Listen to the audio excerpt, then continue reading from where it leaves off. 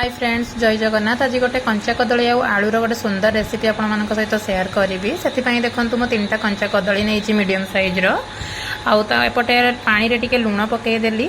एमती कंचा कदलीटा कला देहटा कला पड़ोनी। आसेपटे कंचा कदली को टिके पील करके काटिकी पकेली। राति आलू भी काटिकी पकेबी। मुझे चपा सह नहीं, चपा सह आलूटा तरकारी बहुत भल लगे। तापर आम कंचा कदली को तेल में भाजिलु। तापर से आलूटा भी सेमती भाजीदेली। एपटे देखु अदा आउ कंचा लंका मुझे छेचिकी नहीं, ग्राइंड भी करें, बट छेचा मसलाटा बेसी भल लगे। आउ टमाटो 2टा काटिकी नहीं, तेल रे टिके 5 फुटण पकईकी से छेची अदा आउ कंचा लंका सेटा देकी भाजवा टिके तेल छाड़ा पर्यंत। तापर से आम पकईदबा टमाटो। टमाटोटा को टिके भलसे भाजवा, से टिके लुण पकईदबा जमती कि टमाटोटा जल्दी सीझीज।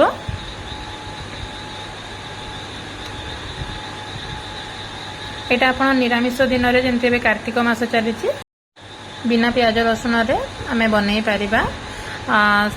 देखु आम से हलदी गुंड आ धनिया पाउडर आउे काश्मीरी रेड चिली पाउडर देली।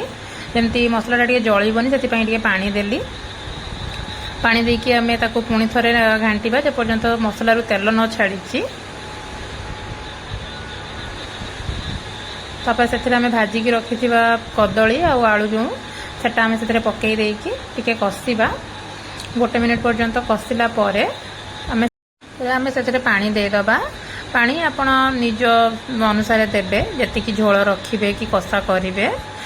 जतिकी पानी आपण रखिबे माने जतिकी झोल रखिबे ताटू हाफ कप पानी अधिक देबे, कहीं सीझिया 5-7 मिनिट हमको फुटाइया पड़ो। एबे से देखो पानी देदेली। पानी देकी मो 5 मिनिट आग फुटेबी, ताको घोड़े देकी 5 मिनिट हो गला। देखा कदली आलू सीझी कि नहीं आउ टिके सीझब। तो से मुझे गरम मसला पकईबी। गरम मसला पकईकी आउ 5-7 मिनिट ताकू लो फ्लेम रे कि मीडियम फ्लेम रे छाड़ीदेवी। धीरे धीरे फुटब, ता सहित सीझीज। आपड़ एमती थरुटे केबे भी निरामिष दिन में बनईकी करीटा देखंतु, बहुत भल लगे। रुटी सहित भात सहित आपण या सर्व करें। हाथ पाहांतारे जेतिकी सामग्री अच्छी से ही पार। आ बहुत कम टाइम रे भी हो जाए, आ बहुत टेस्टी लगे। वीडियोटी जदि भल लगुथिबो ताहले लाइक कमेंट और शेयर टी करिवे। धन्यवाद। रहिली। जय जगन्नाथ।